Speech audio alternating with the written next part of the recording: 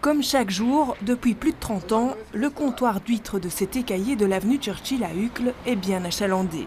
Et pourtant, le personnel des brasseries Georges vient d'avoir la confirmation que le tribunal de commerce de Bruxelles déclare leur restaurant en faillite.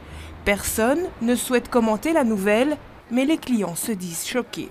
Ça vous choque? Absolument, parce que c'est vraiment un endroit super, qui est connu depuis des années, qui a une des meilleures terrasses de Bruxelles. J'ai été très étonné, je ne sais pas ce que les propriétaires ont fait, mais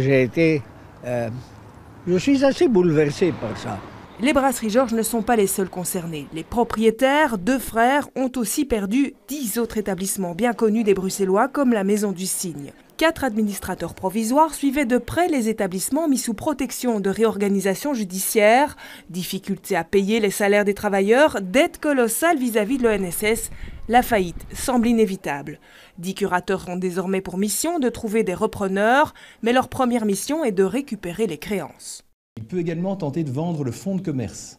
Le fonds de commerce, c'est tout ce qui permet d'attirer et de retenir la clientèle du restaurant. On pense notamment au nom commercial du restaurant qui est bien connu, à l'enseigne du restaurant qui est bien connue également, au droit au bail, ainsi qu'à l'ensemble de l'organisation qui réellement permet d'exploiter le restaurant.